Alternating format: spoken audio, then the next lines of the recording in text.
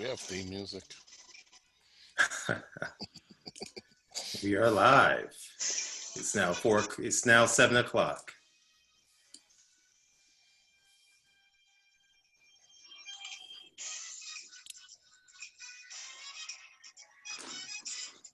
Good evening and welcome to this week's edition of the Slave Food Project. This week, the doctors will further examine how urban communities became embedded with fast food. I am your host, Danette Batiste, and let me introduce you to the doctors of the Slave Food Project. Dr. Columbus Batiste is a board-certified cardiologist and chief of cardiology in Southern California. Dr. Batiste's mission is to share information so that each one can teach one about the benefits of plant-based nutrition, daily exercise, and stress reduction. Dr. Eric Walsh is a graduate of the University of Miami School of Medicine, Loma Linda University School of Public Health, where he received his master's and doctorate in public health. Dr. Walsh has embarked on his own plant-based journey and as a result has lost more than 70 pounds by adopting this lifestyle. Today, the doctors have a message for you, and I will turn it over to you now, Dr. Eric Walsh.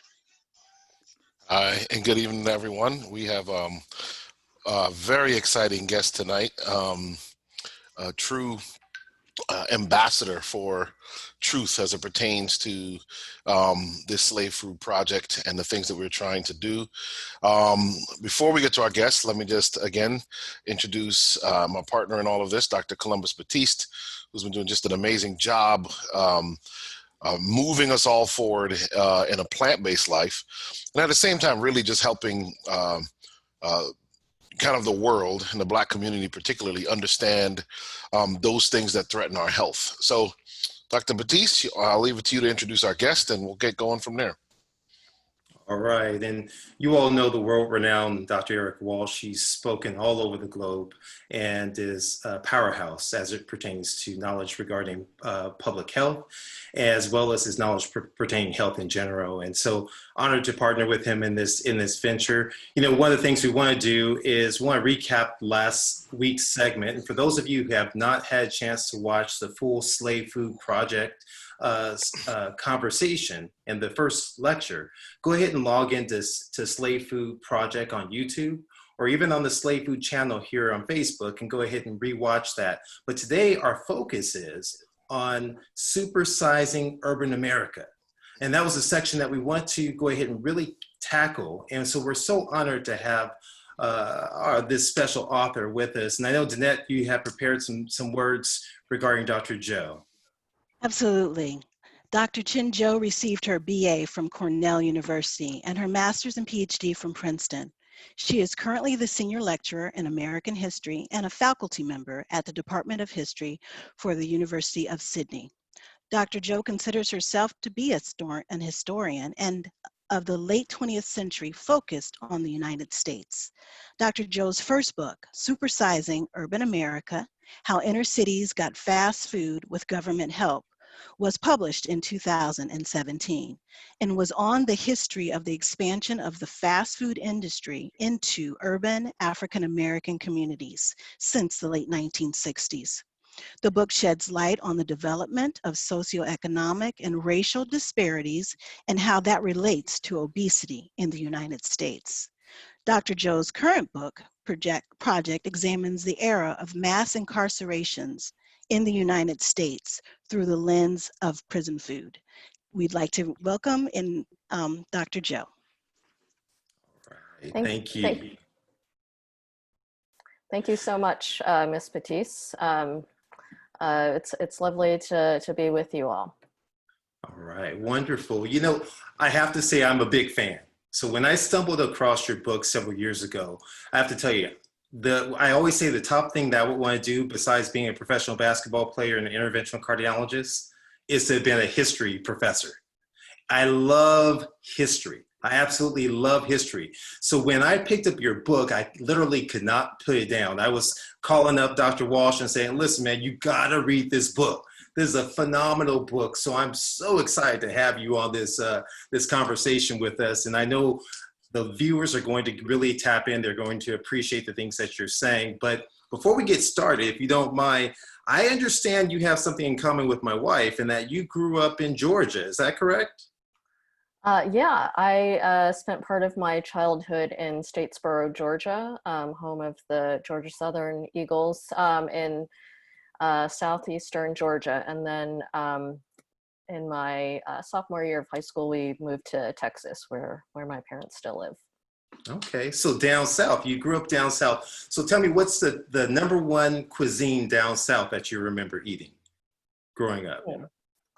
Well, I remember, this isn't a super common dish, but I remember our next door neighbor, or neighbors, I should say, a couple, both who sadly have passed away, but something that they used to make, and that I still make occasionally, was something called squash casserole. So, shredded squash with, it sounds kind of gross, but it tasted good with mayonnaise and breadcrumbs and eggs and cheese with more cheese on top. So that's probably the dish that brings me back to Georgia.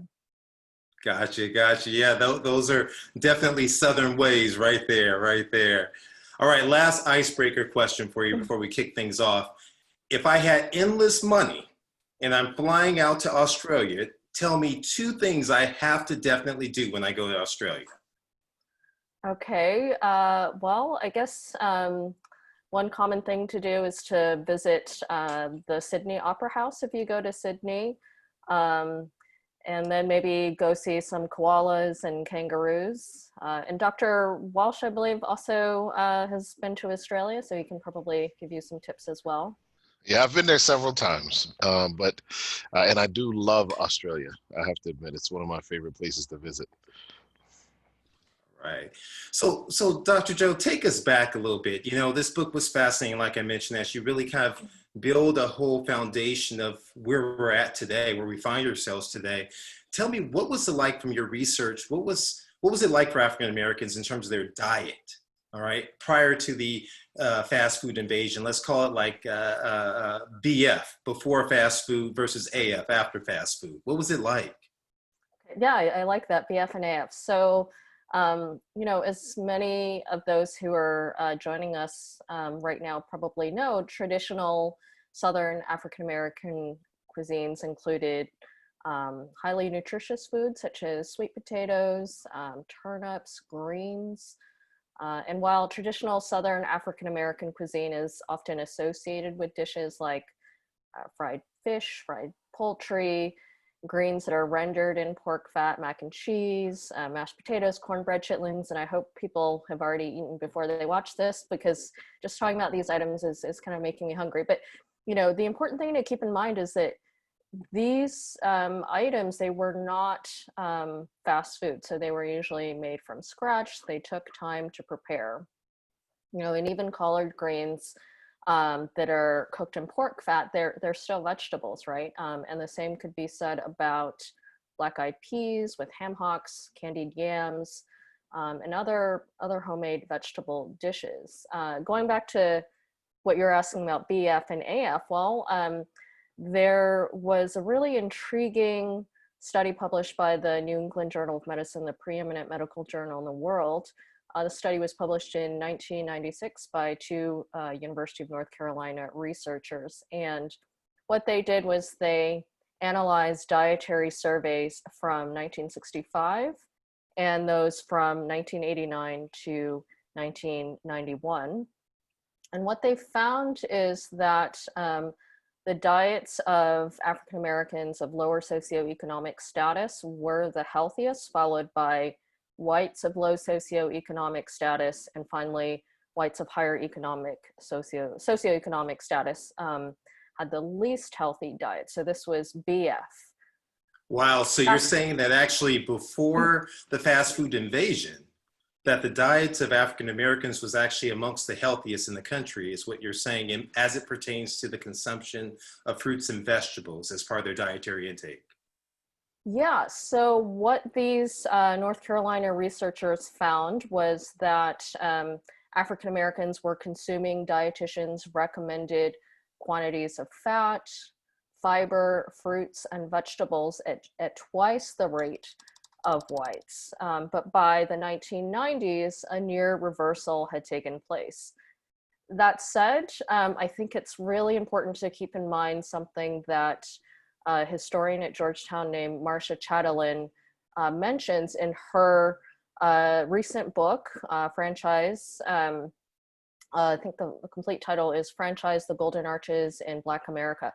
And, she mentions we have to remind ourselves that African Americans, they've been denied their fair share of resources throughout the 20th century. And we certainly shouldn't romanticize their diets during enslavement and in the Jim Crow era. My point in bringing up African American diets BF, and my reason for citing that New England Journal of Medicine study is simply to show that fast food is not a function of any long-standing cultural preferences for fast food in African American communities. Instead, there was a confluence of historical developments that contributed to the inundation of fast food in African American communities. Yeah. Let me jump in real quick, Columbus, Yes. because it's fascinating as you say that in Dr. Joel Furman's book, Fast Food Genocide, he refers to this as well. He talks a bit about the fact that African Americans often in that pre-1965 period, a lot of them often, especially in the South, still had plots of land where they still grew some of their own food. And so no matter what else was going on, like you said, they did still have access to plant-based foods, specifically vegetables and greens that they could grow. How do you, as you think on that, do you think that change in the diet as it happened had anything to do with like the migration of blacks into cities more than just, the change of the times because fast food got popular? That's a really great point, Dr. Walsh. So also as a lot of the viewers following us now might know, there was the Great Migration, and there were two waves of the Great Migration. One was at the turn of the 20th century to the early 20th century, and this included the World War I era. So this is the mass migration of African Americans from the South, so often from the rural South to the urban South, and then to the urban North. There were push and pull factors. So some of the push factors, of course, racial violence in the South, lack of economic opportunity. So you mentioned that African Americans may have had plots of land to work on. So often they didn't own those plots of land. They may have been sharecroppers and just been in perpetual debt to white landowners in particular. And so those were some of the push factors. Historians also identify pull factors, jobs in the North, especially during World War I. And potential for greater economic opportunity, and also more rights. Not to say there was no racial violence in the North, there absolutely were, but it was comparatively better than in the South.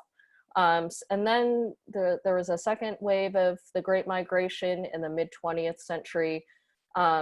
And so, you would see people moving from, let's say, Clarksdale, Mississippi to Chicago. And so, in the urban areas, and a lot of people have written about this, for instance, Ta-Nehisi Coates has written about this in The Atlantic, I think, in which she describes how African-American communities in the urban North during the Great Migration, often unscrupulous landlords would crowd a lot of people in small spaces and charge them high rents. And, all of that also had to do with racial segregation, the exclusion of African Americans from majority white neighborhoods. And so, oftentimes living in the urban North didn't afford the possibility of having your own plot of land in a backyard. You might have been in a tenement building with lots of other people. So absolutely, Dr. Walsh, like the practicalities of life in the urban North could have certainly affected access to fresh fruits and vegetables. One of the things that's an excellent point that I found in the research is the fact that there are actually limited kitchen cooking spaces, that there were shared spaces, and that oftentimes folks had to engage in frying and boiling quickly on the run. And there's even suggestions that African Americans were amongst the first really to adopt fast food from street vendors and things because of that overcrowding, like you mentioned there too as well. That brings us really basically to the point of, so how did we get here? How did the evolution really begin? What triggered this explosion, into the urban communities as fast food was starting to sprinkle throughout the United States? So, one of the things, I live in Southern California, and we love to hail in San Bernardino, California, which is inland. That is the birthplace of the Golden Arches with the McDonald's brothers, there. And so literally just miles down the road from my home right now. So how do we get from that one singular location to this explosion centralized in the urban communities, this supersizing? Yeah, so I just want to, that's a great question, and I want to emphasize that what I'm discussing is not exhaustive. It's simply some what I would argue broader relevant historical context. So one dimension of that broader historical context is the waging of urban uprisings by African Americans in places like Watts, Newark, Detroit, and an estimated 300 other cities nationwide between roughly 1965 and 1968. So there were there was another wave of uprisings in 1968 after the assassination of Dr. King. And a U.S. government commission, the Kerner Commission, that President Lyndon Johnson put together, or he asked this group to investigate the causes of the uprisings. And what the Kerner Commission found, and I should preface this by saying the Kerner report is kind of remembered for not whitewashing, kind of no pun intended, the findings. And so, what the Kerner Commission report found by interviewing African Americans who were observers or participants of the uprisings was that they were ignited by anger and frustration over police brutality. So, there's a much longer history to Black Lives Matter in terms of historical precedent. And, groups may not have been, they weren't called Black Lives Matter, but certainly people were protesting and mobilizing against police brutality for decades before. So that was a key issue. And a lot of these cities, a lot of the 300 plus cities, kind of the incident that sparked the uprisings was an incident involving police brutality in a particular city. So in addition to that, the report cited poor housing, failing schools, chronic unemployment, and the exclusion from the exclusion of African Americans from America's unprecedentedly affluent post-World War II years. So that was the broader historical context before the arrival of major fast food chains in African American neighborhoods. Kind of another thing that was happening, kind of starting in 1964, as far as I can tell. So before the uprisings, is that some fast food restaurants were appealing to the U.S. government to help them expand into cities and recruit African American franchisees, but that didn't really get underway until the late 1960s after these uprisings. And there are lots of reasons why the fast food companies wanted to expand into urban areas. One reason was because their suburban and their highway markets, especially by the early 70s, were becoming increasingly saturated, and so they needed new markets. So they were looking to cities. They also they wanted to. A number of people have pointed out, including historical actors from the period, when they expanded, when the fast food companies expanded to African American neighborhoods, some people said that they were looking to quote unquote outsource the everyday risk or risks of operating in lower income, higher crime communities to African American franchisees. Some African American franchisees and entrepreneurs also kind of charged the fast food companies with what they called redlining, which is related to, but not exactly what it means in the housing context. So the fast food entrepreneurs, minority entrepreneurs, were thinking of redlining in terms of, let's say, Burger King or McDonald's confining them to Black neighborhoods.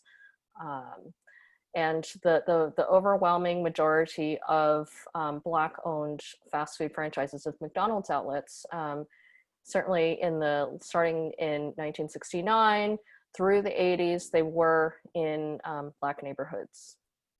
Yeah, no, that's incredible. I mean, even going back to what you mentioned about this, was it the report that came out and looked at the disenfranchisement of African Americans from this post-war wealth that was seen. Richard Rothstein alludes to that inside his book Color of Law, and he speaks to really that isolation from that economic wealth, from the wealth and so forth that's there. And a large portion of that had to deal with, as far as redlining, it had to deal with as far as in terms of housing and in terms of the ability to get subsidized loans and so forth. And so what you're speaking of is really an additional form of economic redlining, is almost like what was occurring in these franchisees once they started to get them. Now, from an economic standpoint, you mentioned that these groups, they said, you know what, it's beneficial, let's spread out. Was there, in your book, you speak to really the lack of real estate and the space in shopping malls, as well as the profit margins as another potential reason why there was this push towards fast food establishments. Yeah. So kind of a question that arises is, why have there historically been relatively few grocery stores, but plenty of fast food outlets in urban African-American neighborhoods since 1969? Obviously, there are bodegas as well.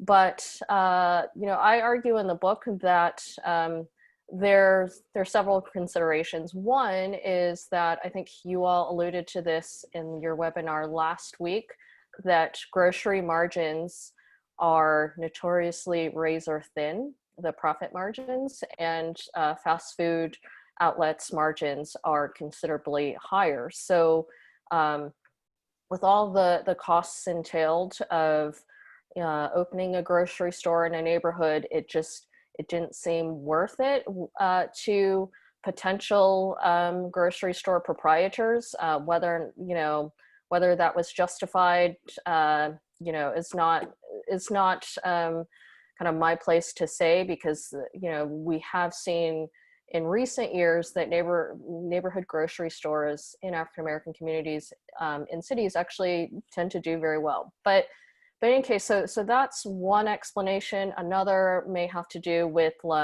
just the sheer square footage that's required for a grocery store. It's much more costly. There could be zoning restrictions. There might not be many parking spots available. So kind of there are practical considerations to why it might be more difficult to have a larger supermarket than a fast food restaurant. In terms of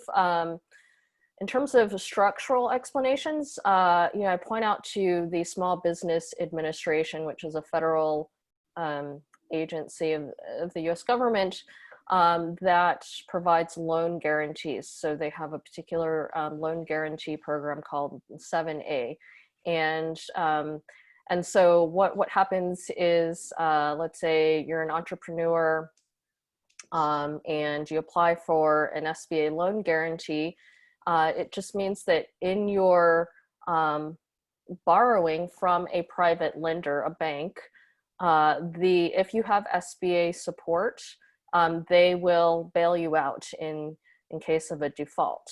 And so the Small Business Administration, curiously, counts franchises as small businesses, if they're independently owned. So it doesn't matter if a franchisee has to pay, a considerable portion of her profits to the franchisor, the corporate franchising headquarters. So Oak Brook, Illinois, in the case of McDonald's, it doesn't matter if they have to, let's say, fork over, I'm just making this up because it varies from company to company. It doesn't matter if they end up having to fork over 20% of all their revenue to the corporate headquarters. They're still counted as a small business if they have a quote unquote right to earn income. And so fast food companies are much more likely to operate on a franchising model. So McDonald's, for instance, a lot of their restaurants are owned by individual franchisees. Some of their restaurants are corporate owned, but again, those individual franchisees are eligible for SBA loan guarantees. But most of the national grocery chains that we're familiar with, so Kroger, Walmart, I guess Target increasingly, in the South, I guess they have Winn-Dixie, Piggly Wiggly, those, these grocery chains are not owned by individual franchisees, and so they're not eligible for the SBA loan guarantees. And also I should mention that the loan guarantee also has kind of a limit on kind of what the revenue, total revenue an individual business can bring in. So if it's, let's say, Whole Foods, they make way more than what the threshold, the qualifying threshold for an SBA loan guarantee is. So that's like a structural consideration for why the federal government in particular hasn't subsidized grocery stores as much as fast food chains. That's let me take a small break here. Just if anyone's joining us right now, just want to welcome you to this slave food conversation. We're actually here with author and historian, Dr. Chin Jou, who's the author of Supersizing Urban America, joining myself, Dr. Columbus Batiste, along with Dr. Eric Walsh. And we've been having a wonderful discussion thus far over really some of the evolution of fast food inside of urban communities. We spoke about the predating the influx of fast foods, and then really some of the groundwork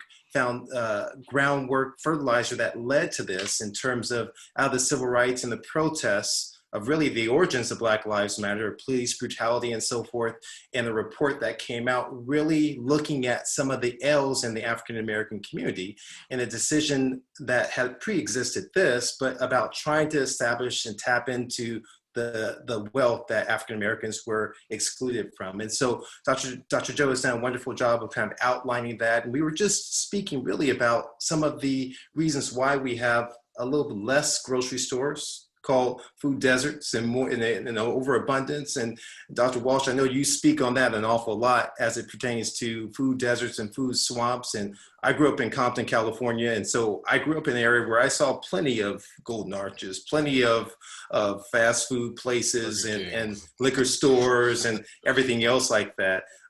Dr. Walsh, what are your thoughts in terms of like the food deserts, food swamps, and where we're at so far? I think Dr. Jou's done an excellent job really outlining the milieu that helped to create the food situation in urban America. You can argue, I guess, all day as to its intentionality. Did someone sit and plot to do this, or did it just happen because there weren't enough forces in poor urban areas to push back against it? I've learned later on, even in medical school, I learned that certain parts of Miami, where I went to medical school, won't allow but so many fast food joints in a certain area. They just literally block them. So if there's a McDonald's, once there's a second fast food place, that's it. That whole section of town will not allow any more. And I don't know that we had the political clout to push back as some of those neighborhoods have. One of the things that I did want to mention that I think is really fascinating is that you can draw almost a dotted line between uh, the redlining, residential redlining, the loss of wealth that came with that, as is outlined in the book, The Color of Law, and the kind of the plight and the situation around food in urban America. So because once wealth is extracted, a few things begin to happen. One of them is you are now, people are going to be looking for less expensive food, right? I mean, the more calories you can get for the same amount of dollars may seem appealing to you. You're also going to be more likely, if poverty really sets in, to need government funding and support for food, which we'll talk about. I think we'll talk about in a second. But it also impacts education. And I think one of the things growing up, my mother fought to make sure we lived in neighborhoods where the school district was good. So even if she had to buy, even in the case of Bloomfield, Connecticut, she got us just inside the town lines so that we were outside of Hartford so that we could go to a better school district. She said the same thing when we moved to Miami, Florida. And so there's a connection there. And education levels and nutritional choices do show some correlation. We probably won't get into that today. But I will say one thing that I found fascinating growing up poor in America is fast food didn't just serve as food, it was also entertainment.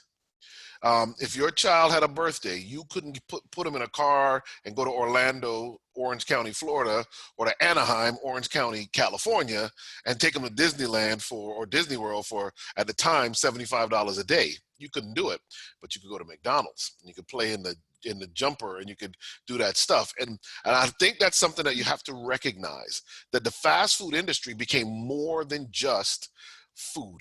It became cultural in many of our neighborhoods. Absolutely.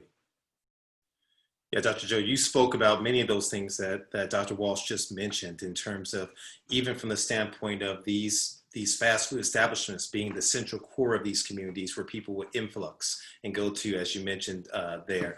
Do you want to add anything to what he mentioned? He touched on a lot that you discussed in your book.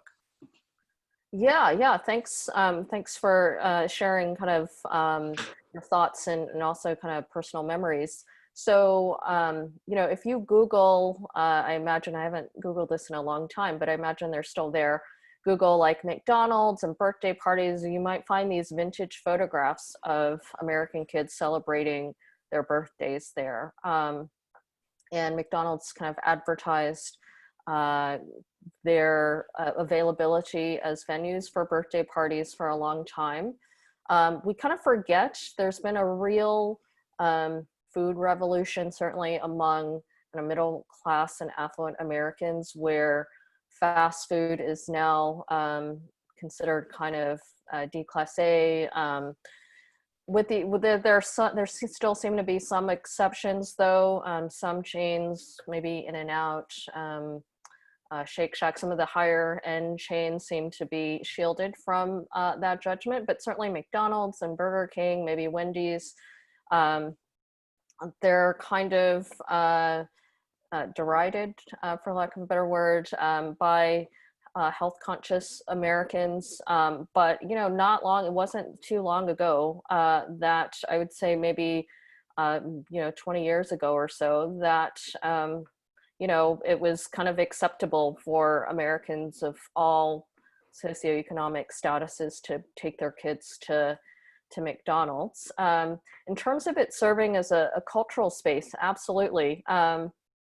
So as I mentioned in the book, and as Dr. Walsh kind of just mentioned, it wasn't just a place to eat. So some of the people watching might remember when McDonald's used to have like really hard chairs, kind of these, I don't know if they were made of plastic or what, but they were really uncomfortable. And that was intentional. So some historians say, McDonald's just didn't want customers to be lingering. They just wanted them to eat quickly and be out of there to make room for new customers. And other people have also pointed out, like, you could eat all the food with your hands and it was really soft, like you didn't need to chew anything really well. Again, the idea, some have argued, was to get customers in and out. But regardless of kind of those uncomfortable seats, and certainly McDonald's management and other fast food companies' management wanting quick customer turnover, people have used it as kind of a community center of sorts, you know, a place for their kids to play. I mean, there are obviously playgrounds at a lot of fast food outlets, which kind of shows a recognition of that. Teenagers, even today, teenagers go there to hang out after school if you know, fast food restaurant is within walking distance from their school. The elderly.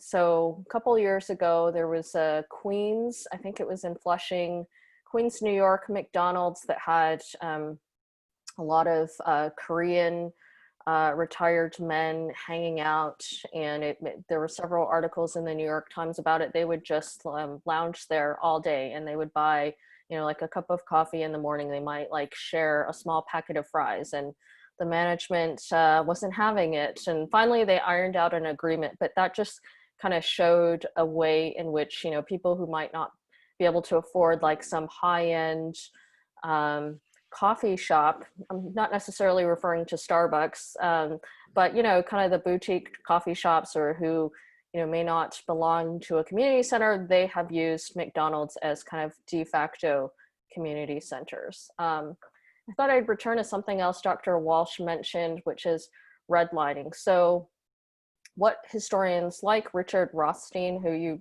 Dr. Batiste, mentioned, well, actually, I don't know if he's a historian, but certainly an author, but a lot of historians have also pointed this out. The federal government was a key player in redlining. So as some of your viewers might know, but some might not know, there's an agency of the federal government called the Federal Housing Administration, or FHA. And what it did for a long time, you know, before the 1968 Fair Housing Act, was that they literally marked African-American neighborhoods in red. And that had the effect of not only reinforcing residential racial segregation, but it also had the effect of devaluing in terms of money, not philosophically, but that as well, of keeping the property values in African-American neighborhoods low. So areas that were marked red were not eligible for federal loan relief or home improvement loans. And so we see the federal government implicated there. They're also implicated in the story that I tell. So, you know, I mentioned the uprisings of the mid to late 60s. So how the Johnson administration responded was, you know, they sent envoys to the sites of the uprising, and including an SBA administrator. And, you know, they came up with all sorts of ideas, but they actually saw franchising as a potential way, one potential way among many others, to revitalize urban African-American communities, to create jobs. There was even a conference about franchising opportunities during the Johnson administration, and Dunkin' Donuts participated, and then they wound up with quite a few SBA guaranteed loans after that. But, you know, the idea was, you know, we'll create some jobs in these areas suffering from chronic unemployment, and, you know, perhaps some of these businesses could be Black owned, and I'll get back to that in a moment.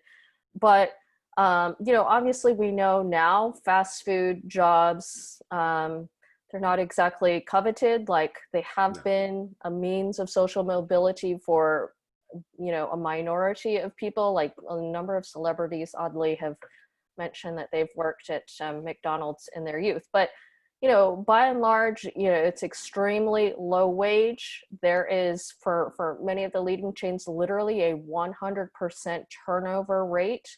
And, you know, in many of America's cities, the wages that are paid, so you know, entry-level workers may be getting $8 an hour, just slightly above the minimum wage. It's obviously not a living wage. And we know that it's not just teenagers who are holding these jobs, but people who are providers for their families. So anyway, so that wasn't very well thought out in hindsight, right? The idea that this could be an economic boon. When we get to the Nixon administration, which, just happened pretty soon, certainly after the 1968 uprising. So Nixon took office in January of 1969. And what he did in response to the Black Power movement in particular was to promote, quote unquote, Black capitalism. And the Nixon administration created an agency called the Office of Minority Business Enterprise, or OMB. It's still in existence. It's now called the Minority Business Development Agency within the Commerce Department. But, he created this to kind of show that he had done something, and something that wouldn't alienate white voters, because it was about, promoting free enterprise without much investment by the federal government. The OMB was perennially underfunded. It was largely limited to offering technical and managerial assistance and training. And there wasn't really an enforcement mechanism. They had goals, like they would say, oh, we want to create X number of Black entrepreneurs, and then they would get the private sector in as partners, but then there wasn't much oversight or to ensure that like the numbers that they attempted to get were actually reached. So the point is, do you know what percent of those loans that were given out were to fast food establishments? I thought you were going to ask what percentage were to African-American franchisees, and my answer to that would have been like the SBA has not kept data on the racial or ethnic background of people who they've signed on for loan guarantees. In terms of total number of restaurants, so in the appendix of my book, I list how many outlets McDonald's has had that have been a direct result of SBA loan guarantees, and then for other chains include figures from particular years. But in terms of the total, that's really hard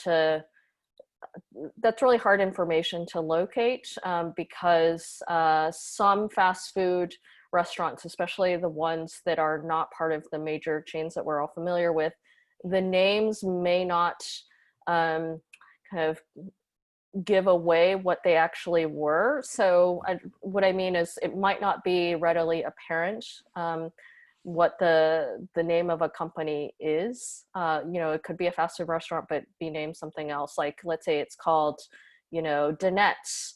You wouldn't know, like it could be a burger joint, but you wouldn't know it from the records.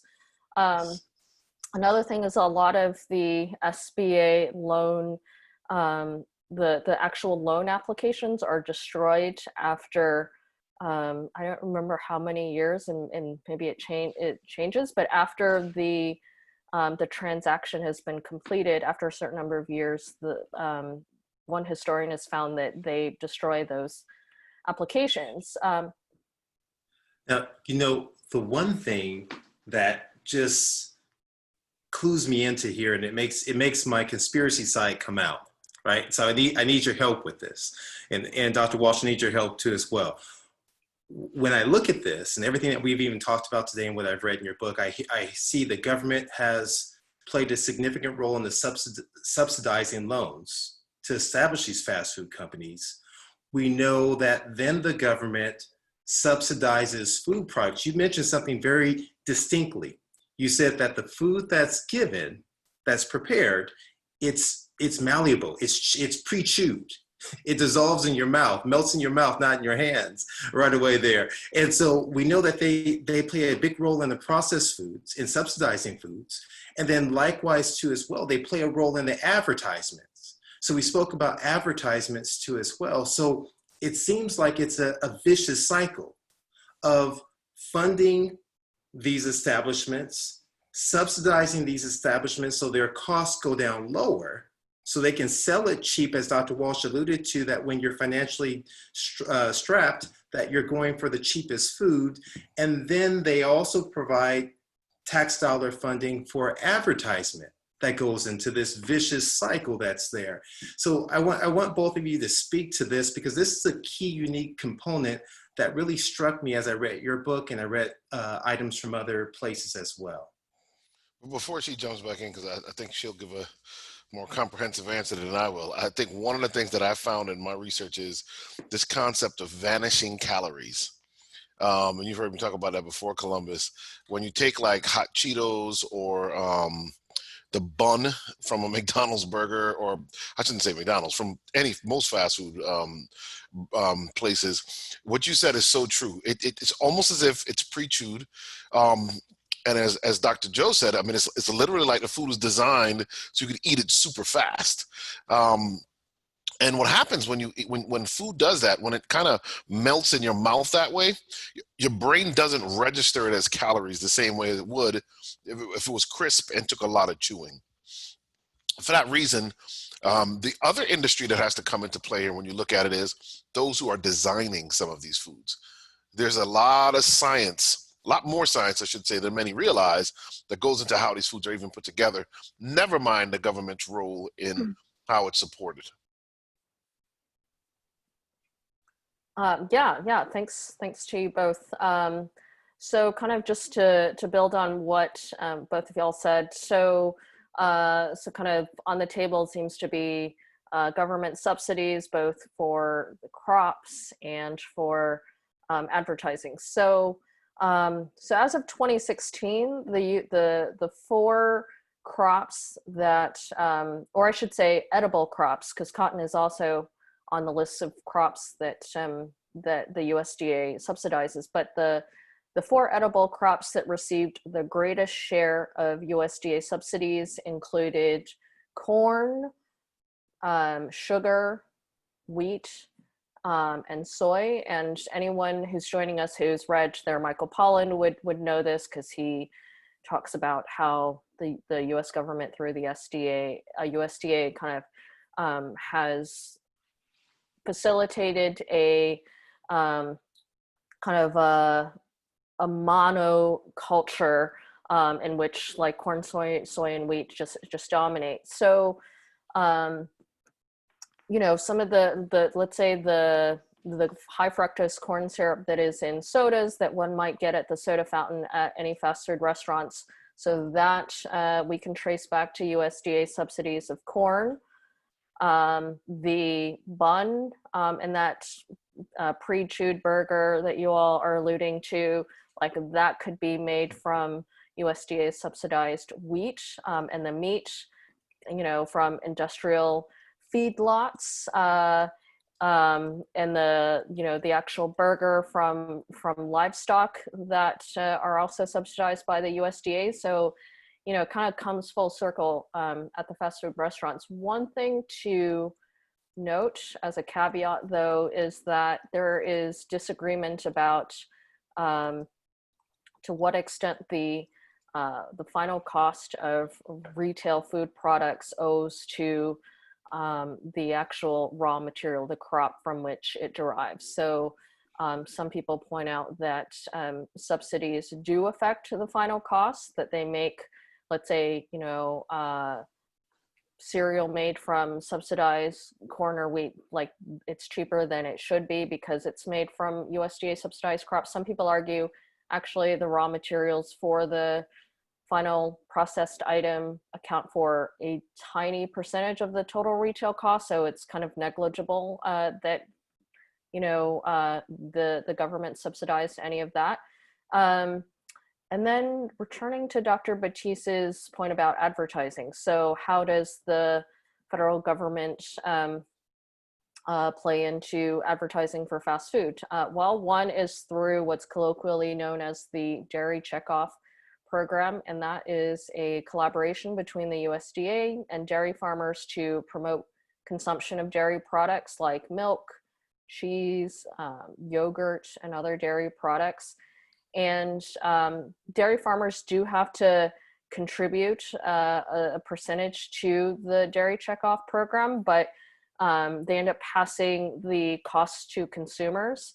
And then it's also funded directly by the USDA, which of course is taxpayer funded because it's a federal agency, or the USDA is. And so the program engages in a number of different activities.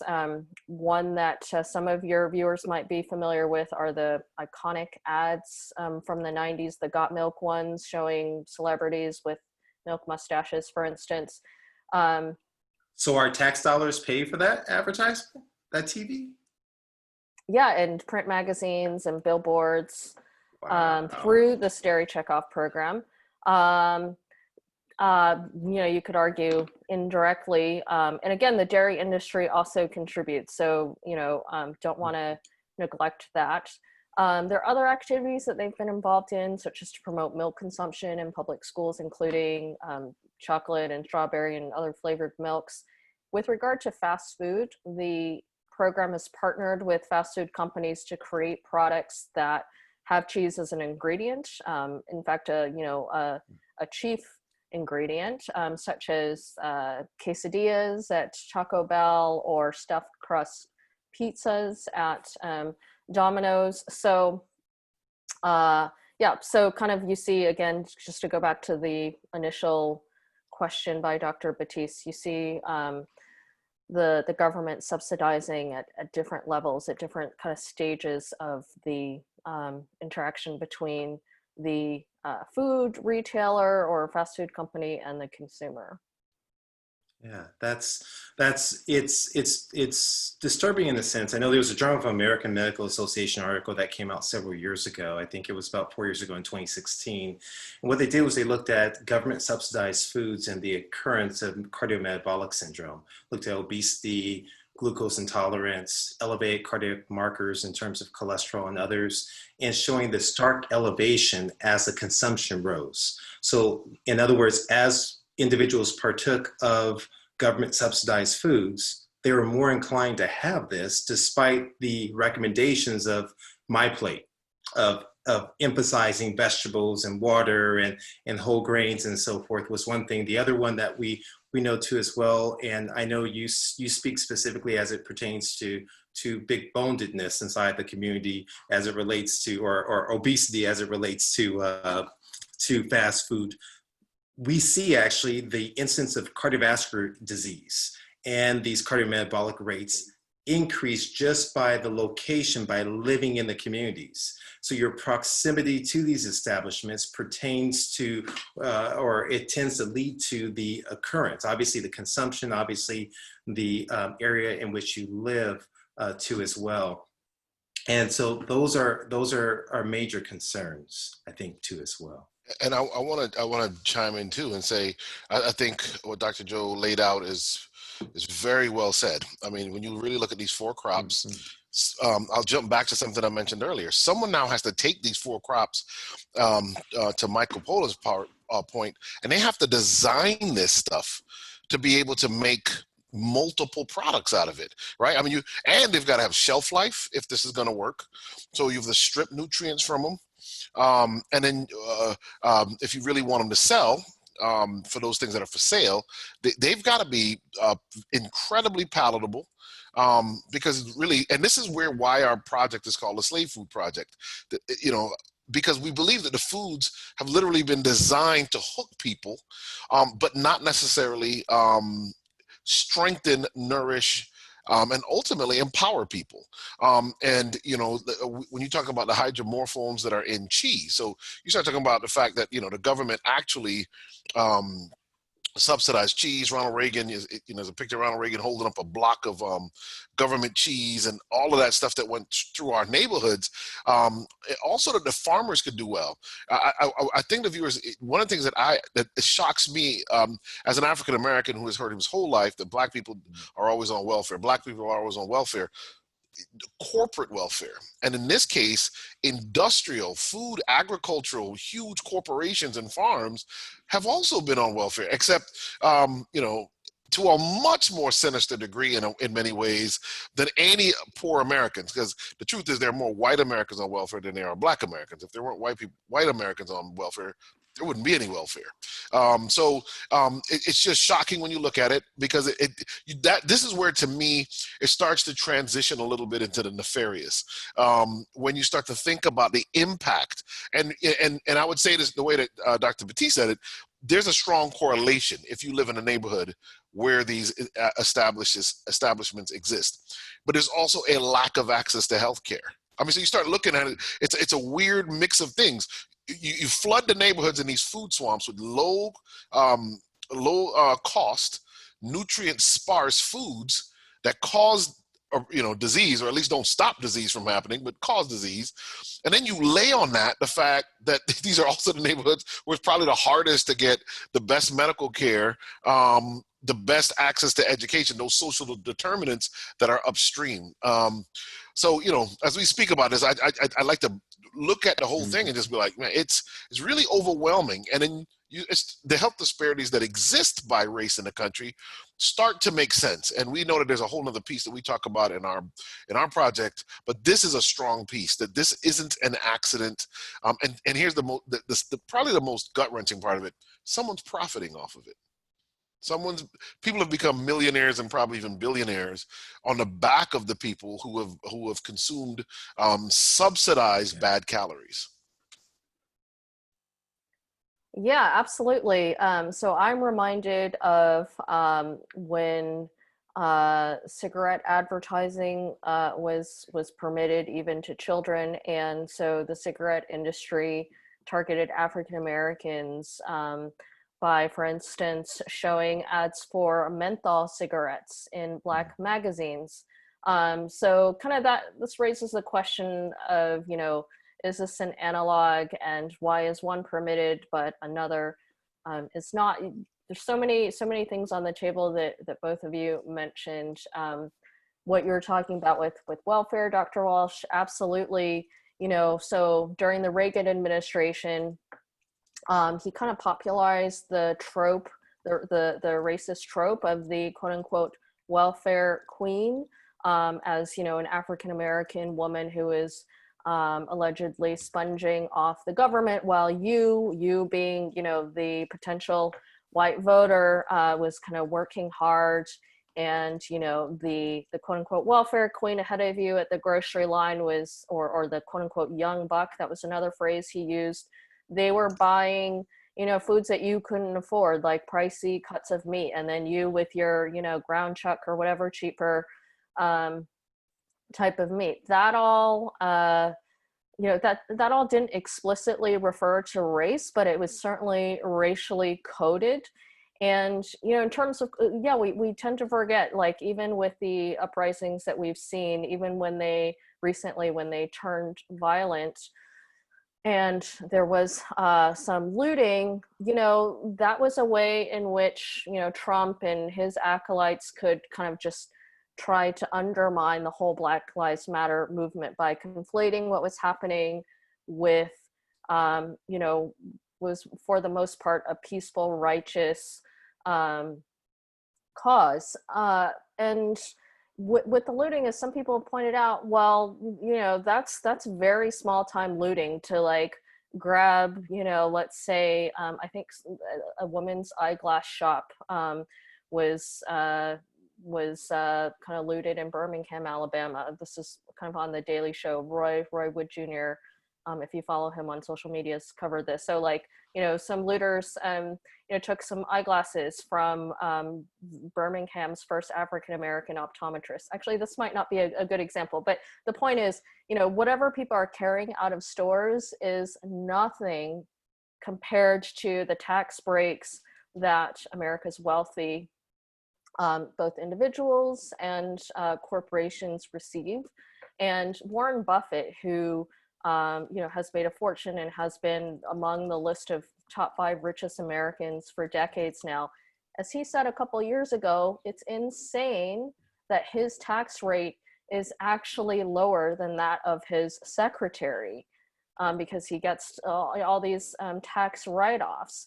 So absolutely, your point about welfare, absolutely second that. Kind of another point, I think Dr. Batiste brought up my plate. So this is what the US government through the USDA advocates Americans eat. I don't know the precise percentage. They used to have this food pyramid, and then they replaced it with my plate, which is a visual your viewers can Google.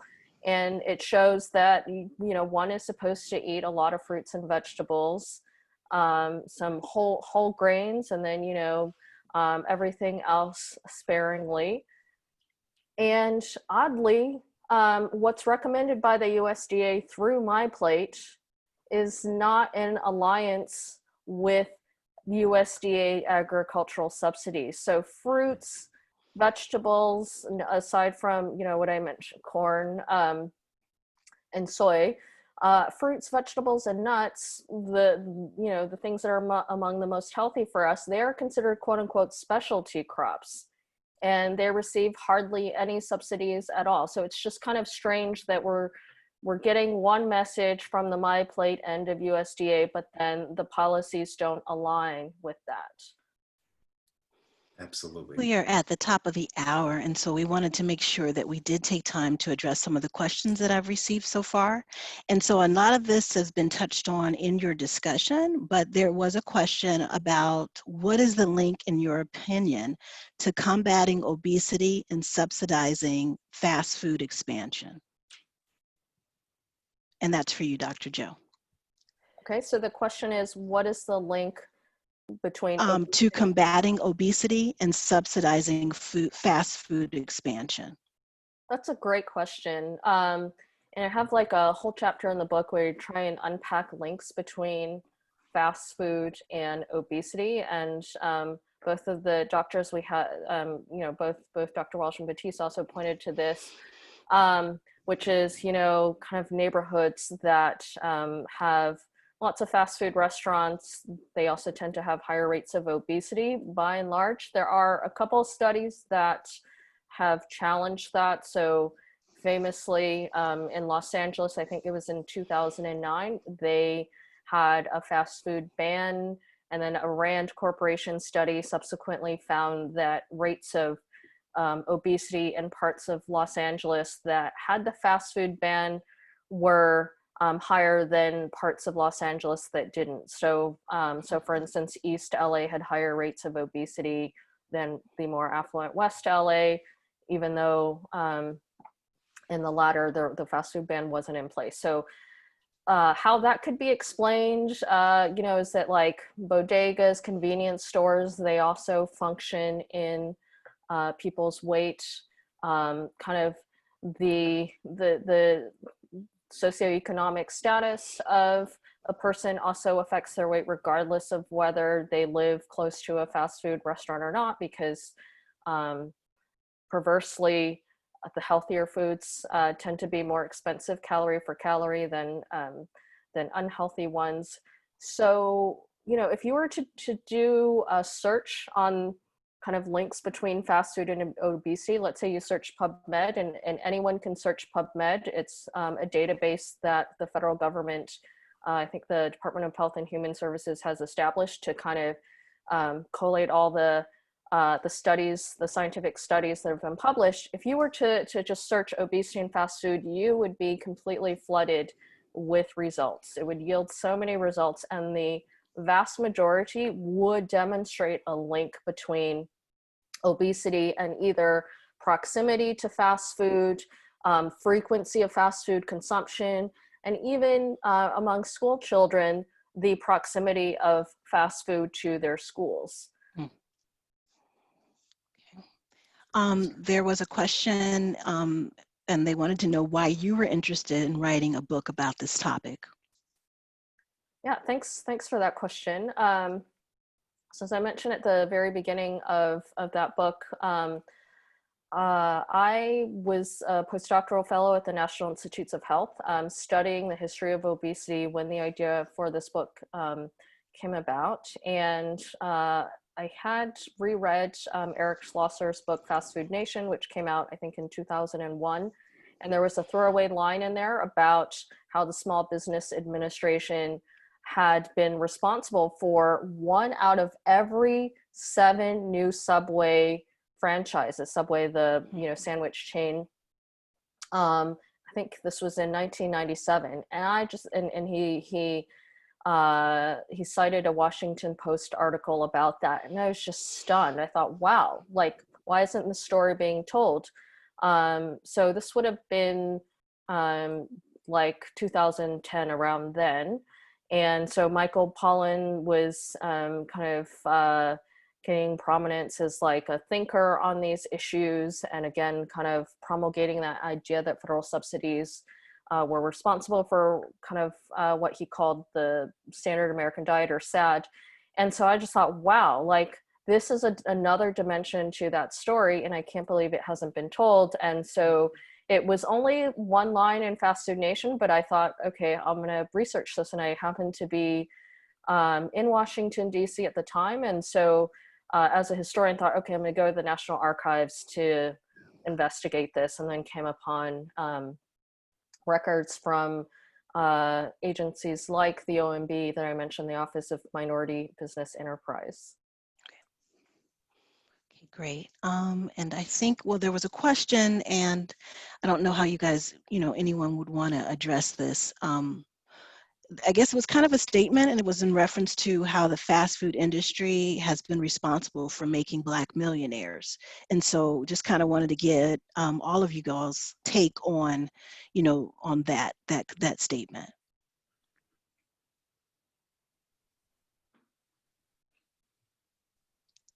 Ladies first, I guess. Okay, thanks. Yeah, Okay. so I've heard this repeated numerous times, both by African-American McDonald's franchisees, and most recently with the current events by the McDonald's CEO. I can't remember his name, but he's a white guy.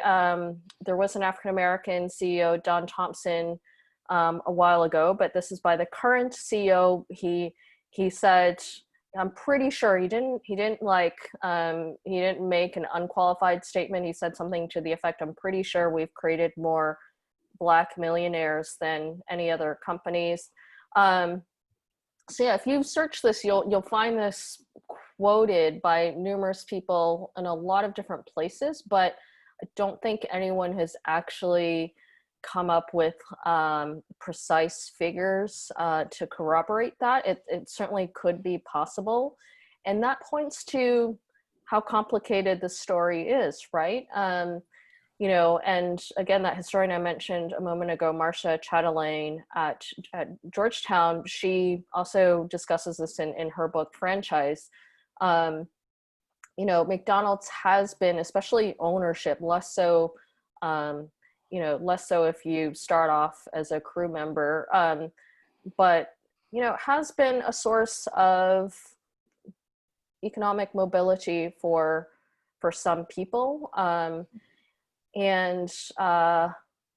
McDonald's has advertised a great deal to African Americans and children in particular. If any viewers want to learn more about that, just look up reports by the Rudd Center for Food Policy and Obesity at the University of Connecticut. They've published a bunch of studies, most recently last year, pointing to the ways in which fast food companies and other food companies have disproportionately targeted African American and Latinx kids in their advertising. But by the same token, they've also done philanthropy. But again, the cigarette industry also had philanthropic projects in African American communities. So, it's tricky, but it definitely illuminates kind of the complexity of this issue. Okay, Dr. Walsh or Dr. Batiste, did you want to comment on that? I would just add one. If you look at the 3 major sports industries in this country, I'm not sure McDonald's made more millionaires than they have. So I'd start there, having had a couple cousins that played in the NFL. But I would also say, this is a part of how you can control a people, though, right? You could, if we were able to definitively prove that fast food was bad for your body, and that it was going to take, literally, in terms of years of life lost, millions of years off of the poorest people in the country, predominantly Black and Latinx communities, and what you would respond with is, but we made a lot of Black millionaires. That's literally like being a European colonialist during the slave trade and saying, we sold a lot of slaves, but hey, those tribes that we left in Africa, we left them with a lot of good stuff in exchange for the slaves they gave us. So if you look at it from that angle, it's that doesn't justify selling a product in our community that is addictive and disease causing, especially when there aren't many other options. And I can say from, working in LA, when I was in Pasadena, you go up Fairfield, it was just fast food joint after fast food joint after fast food joint after fast food joint with no grocery stores, basically. Yeah, that's a bad way to try and offset the damage by saying a few people did good, Yeah. Thank you. We received a question. Oh, I'm sorry, Dr. Batiste, go ahead. I'll add in just briefly, because there's not a lot I can add to what Dr. Jou and Dr. Walsh just mentioned, except what I've said before is slave food truly is a manipulation of nutrition for profit and for power. And so when we look at this complex that's there and we say, okay, well, I've made profit at the expense of lives, that has been shown in literature. It's shown from a health perspective of the impact that the toll it's taken inside these communities. I think that we have a greater standard we have to hold ourselves to. And that if you don't have your health, you don't have wealth at all. And what good is it for me to make millions of dollars in my community is suffering astronomically, And so we're in the business of health. And so I think that there has to be a strong movement, a strong statement towards shifting the culture completely. Real quick before you go on, one of the Baskin Robin heirs, I forget his whole name, but it's one of the Robins. He literally came out. Ocean. He came out. Ocean Robbins. He walked away from the whole empire because he said, listen, I watched my own family die from heart attacks from this stuff, and I didn't want to see other people do that. When I saw his testimonial, it speaks to that. That's an incredible amount of true integrity to walk away from that kind of wealth because you say, you know what, I don't want to make people sick. Exactly. Yeah. We have a question from Dr. Noskiri. I think Dr. Jou had it. Okay, go ahead. Just the comments by Dr. Walsh and Dr. Batiste really just made me think of something that some viewers, perhaps naysayers, might be thinking, which is, well, what about what historians call agency? Don't people have choices to consume food? So the fast food industry is just giving people what they want. So kind of a couple points on that. So one, if you live in, an under-resourced community and you're surrounded, like, I think Dr. Walsh, did you say certain parts of Southern California? In Pasadena, yeah. Yeah, they're just inundated. So if you're surrounded by fast food, if you have limited income, and you don't have like a gleaming kitchen with a bunch of cooking utensils, and you're working multiple jobs and you don't have time to cook meals from scratch. If you don't have a car, so you can't drive to like a huge supermarket in another neighborhood, and you could take the bus, but then it could take hours and you'd have to be lugging all these groceries. The point is, fast food is an easy option if you are otherwise lacking in resources. Another thing is something that I think both doctors have alluded to, certainly last week and today as well, the hyperpalatability of these foods. They are designed to be addictive, to stimulate areas of our brain that mimic the effects of, let's say, cocaine.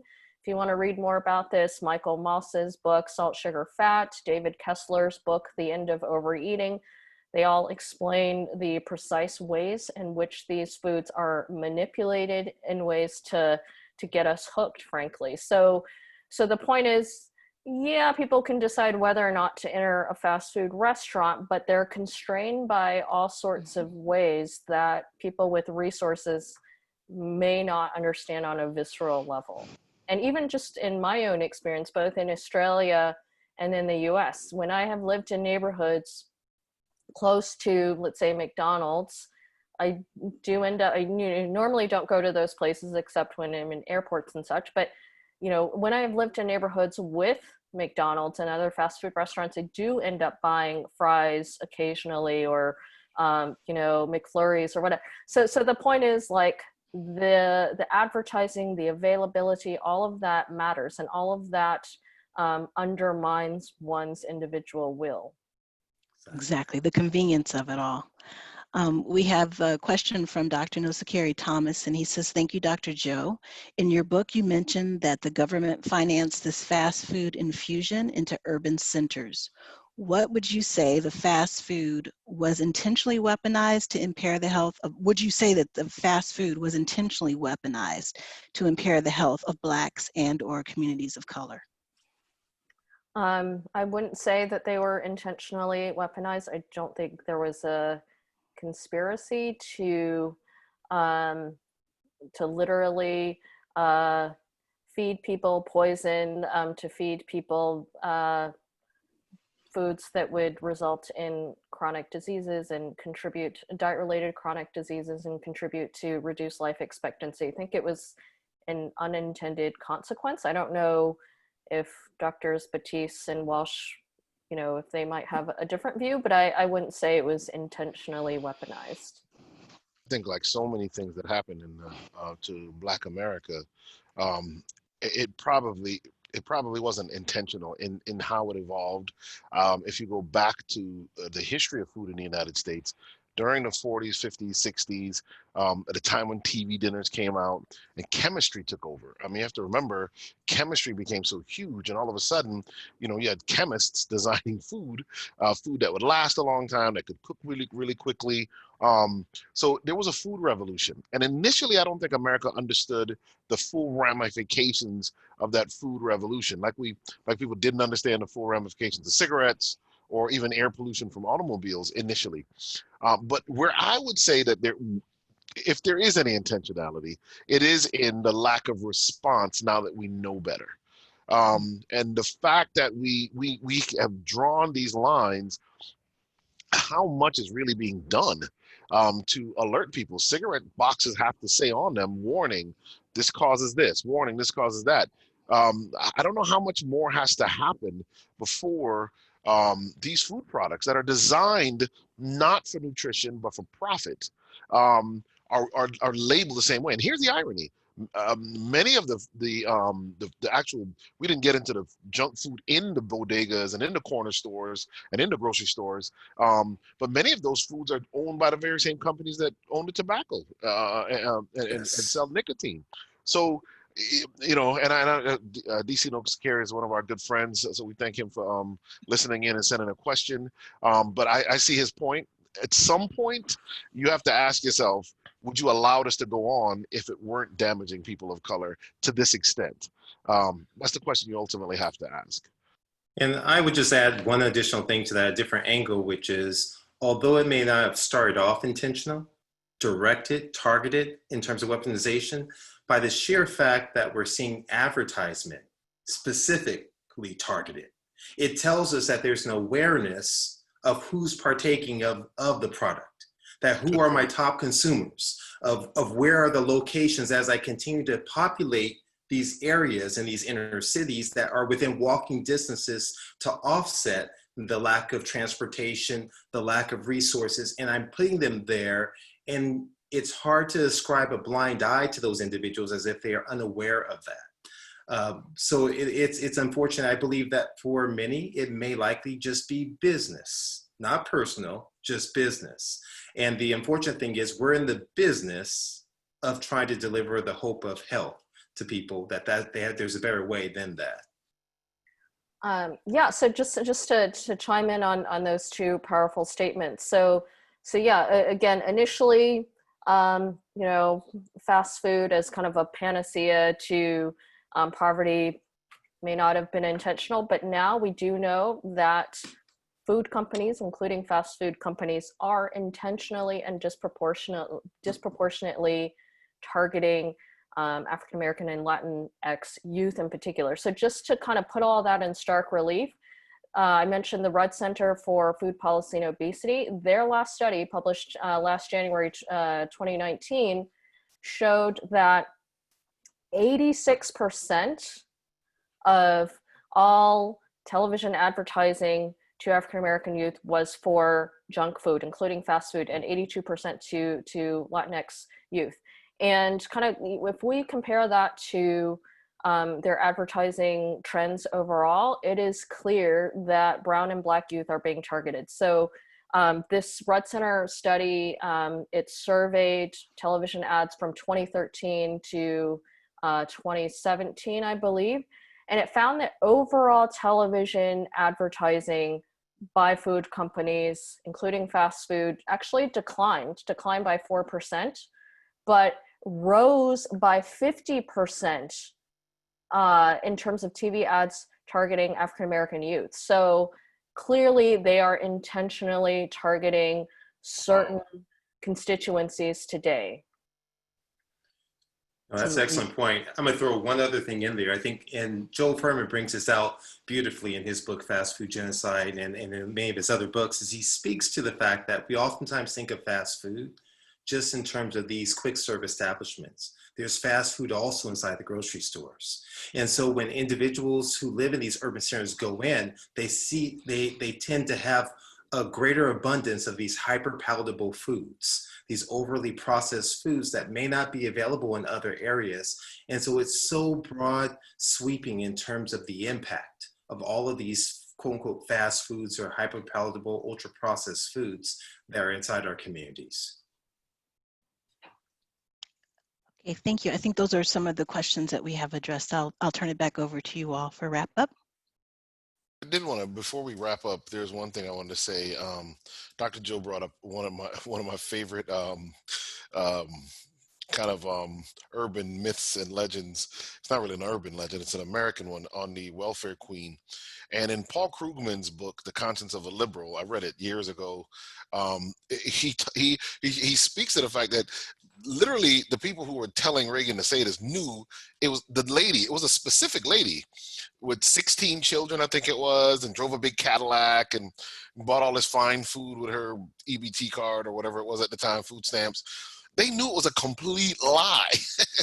It was a farce, but they used it to really divide the country in a sense, and to really divide people against African Americans, and it stuck because he also showed, I believe it's in that same book, that initially welfare was advertised to help like poor whites in Appalachia, and all of America said, yeah, listen, we got to help. You know, they were not against welfare in those situations. Of course, once you racialized the idea of welfare, now to this day, I mean, I had a patient today I had a patient that went on and on and on about how blacks and Latinos, what they want is free stuff from the government, and they're, you know, I mean, literally went on and on and on about that and who's going to win the next presidency and all of this stuff. And I was like, wow, this is incredible, because that stigma of this idea that there are these people who are somehow getting over is really incredible, especially when it comes from a complete made-up story that the Reagan administration put out.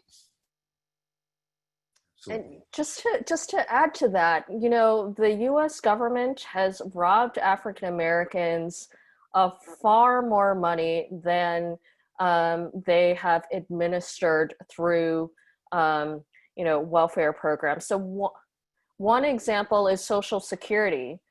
So, you know, Social Security, when it was devised during the Great Depression, there were certain groups, certain professions excluded. And those professions were those that African Americans were disproportionately employed in. So, for instance, maids, or what we would call house cleaners today, you know,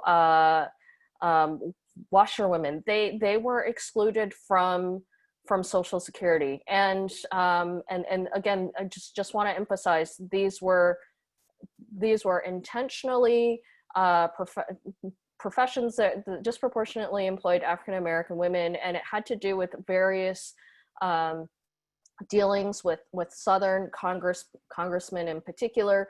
And even today, Social Security discriminates against African Americans, and that is through life expectancy. So some of your viewers might know African Americans' life expectancy is lower than whites. So for instance, I think today Black men's life expectancy is 72. White men's life expectancy is 76, I believe, so 4-year difference. That means that African American men are receiving fewer Social Security benefits than white men by virtue of just having a reduced life expectancy. So, you know, again, this is just to emphasize the government has, you know, if we were to look at, you know, US history since 1865, since the 13th Amendment, post-slavery, the US government has done far more to rob African Americans of their entitled wealth than to provide wealth. So again, we need to have a longer view of this. That's a phenomenal point. I had never thought of that. That with a shortened life expectancy and the constant push to push out the age at which you can actually begin to draw down Social Security, by default, you keep pushing it away from when African Americans would be able to get it. That's pretty heavy. Well, yeah, the younger you start taking Social Security benefits, let's say at 65, the lower your benefits. So if you defer until age 70, you'll get higher benefit. But, you know, it's a catch-22 for African Americans, right? Like, you know, should you take it now, you know, when you're 65, when you'll have lower benefits, or when you're older, but then you might not live for much longer. When you start to look into these, all of this stuff, I tell you, it can definitely raise your stress levels as you begin to even just process and contemplate this. But I think as we kind of wrap up this session, and I think we could probably go on for probably a couple more hours tapping into your knowledge base because it's phenomenal. But as we tie a bow on this session here today, you know, what I want from each of you is to leave the viewers and those who are watching currently live and those who may watch it on replay on Facebook or on YouTube, leave them with some hope. What can they do on their own? Obviously, we know, I don't want to put any words in your mouth, but what can we leave the viewers with in terms of hope to deal with this issue of fast food, of food injustices inside of neighborhoods they may live in, and this whole interaction with the government and so forth? What can they do? I don't know, Eric, if you want to start, or Dr. Joe, if you would like to start. Why don't we let the ladies first? Okay. So this is kind of a half-baked thought, but just thinking, I think we need to think of foodways, people's diets, how they eat, what they eat, not within a vacuum, but within, you know, part of broader systems and structures. So, you know, this, so like if we look at race and current conversations about race, you know, lots of things are on the table. You know, reparations are on the table, residential segregation, wealth disparities, how public schools in African American communities are relatively poorly funded. And so all of these things actually also affect people's health and their diets. So as you all kind of alluded to, you know, education can influence kind of what diets you consume. If you don't have, you know, much nutrition knowledge, you might actually buy into commercials saying that, you know, this yogurt that actually has tons of sugar in it is healthy. You might buy into like certain breakfast bars ads saying that that's healthy when in fact it's also loaded with sugar. So so we need to have an approach that touches on every aspect of life, that kind of aims for greater equity in housing, in education, in healthcare, and kind of see food, and also even in the carceral state, because brown and Black Americans are disproportionately targeted by the carceral state. So I think Ms. Batiste mentioned that I'm working on a book on what I call the prison food industrial complex. There are ways in which incarcerated people are this might sound really dramatic, but they're dying slow deaths that are diet related as well. And so we just need reform or overturning of much broader systems, in addition to kind of direct interventions, such as the supplemental nutrition assistance program, such as those benefits should be raised considerably so people have more purchasing power. I know there are various local programs that induce SNAP participants to purchase fruits and vegetables and nuts and such. So those need to expanded. So direct interventions are going to be needed, but broader ones as well. Okay, thank you. That's powerful, Dr. Walsh. I would just quickly say, I think what was just said is very apropos. I know a lot of people that are going to watch this are members of faith communities in our cities, and we have to begin to look at, empowering people right where we are. So this is where I think cooking classes, I think community gardens, all of those types of things are things that you can do. You might not be able to change a whole city, but if you can change some families in or around your church, mosque, synagogue, temple, that would be powerful. I mean, just to be able to do that. But in general, all of our efforts have to go upstream. And the hope is, especially with everything that's going on right now, that we will begin to tackle the social determinants of health and go upstream and empower people, get people to get out and vote, so that we can begin to change some of the fundamental things that have really created the atmosphere that has African Americans, in many cases, behind the eight ball. I was looking at Ferguson, Missouri, that had one of these uprisings that the BLM movement actually came out of. And in that city, Blacks were over 60% of the population, yet they had basically none of the elected offices, police chief, nothing. And even though we were out protesting, the truth of the matter is we could vote our way into change. So I do want to just leave people with that. There's hope because, we fought for our ancestors fought for and died in many cases, the right to be able to speak into this democracy. And I hope that it doesn't stop in the streets. I hope that it's transferred into the ballot box, so that we can see some real change in November. Absolutely. I'll add in just lastly in terms of, I agree, the tag team on what both of you have mentioned. I think we have to transition from protest to policy becomes important. I think that our dissatisfaction with the current state, it's important to voice that, but it's also to voice it through our voting and also our actions. So for myself, what I like to stress to my patients is that to empower them, we have to make convenience work for us. It's been used against us, so to speak. And then I say us, I mean, Americans as a whole, specifically African Americans in this context of this conversation, but whether or not it's frozen rice, whether or not it's canned beans, things that are quick and not really worrying about the cooking, but we're preparing in terms of a bowl method that we say, okay, what can we just put together quickly and simply that can still provide health and wellness to our families and still has similarities in our culture and our flavor and our taste that we like. And so we have to really strive and we have to vote with our dollars and vote with our pen on a regular basis is the one thing that I want to encourage folks. And as we begin to do this, we'll begin to see that. Lastly, I'll say what's unique, and we brought this up earlier, is when we look at one of the only blue zones in North America, which is Loma Linda, California. What's interesting about Loma Linda, California, this blue zone, and for those who may not know, blue zones are areas that have the most long-lived individuals in the world, the highest concentration of individuals 80, 90, 100 years of age, who are active. And so they've done different metrics, and Dan Buettner has done a wonderful job with National Geographic really exploring this. And so Loma Linda is the only one in North America.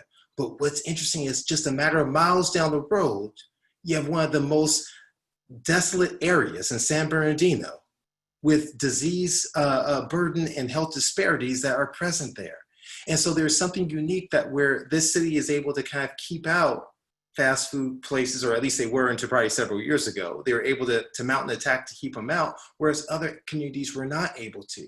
This area was rich and able to have walkways and parks, whereas other communities had areas that are unsafe. And so these are what we characterize, as Dr. Walsh mentioned, social determinants of health. And so it takes us a unified approach to look and say, how can we transform this lineage of redlining that's led to a lack of schools, that's led to a lack of appropriate parks and things of that nature? It's with voting. It's with voting with our pen and voting with our dollars. But Dr. Jou, I am so appreciative of the knowledge and the wealth of knowledge and what you've shared, not only to us, but through written word, through your book. It's been very powerful, very insightful, and I hope and pray that it enacts change, that many will go on to read that book if they have not already. And that we're able to really move the needle forward to change all Americans who live and they're suffering inside these states of unnecessary disease burden. Mention the name of the book again, Columbus. Yes, Supersizing Urban America. I love that title, Supersizing Urban America. And Dr. Jou, do you have a name for your new upcoming book? Because I want to get on the waiting list for that one. Well, it'll be many, many years. Captive Consumers, The Rise of the Prison Industrial Complex in Modern America. That's the working title. But thank you so much for having me. It's been a real privilege to join you all. Really, really appreciate it. The privilege is ours, and we were big fans of yours before this. We're much bigger fans now. Your humility with your level of intellect, knowledge, and compassion is not often seen anymore. So we really appreciate you, and thank you for spending some time with us. Thank you. Yes. For the viewers out there, I encourage you, like this page, Slave Food on Facebook. Follow us on YouTube too, as well as the Slave Food Project, as we try and give information that hopefully will be life-changing and deliver behind-the-scenes look at really the development of fast food, the impact on our diet, on our health. And so I encourage you to like it. We're going to be coming back next week for another slave food conversation. So look out for the invites on Facebook as well as on Instagram. Thank you all very much. Thank you.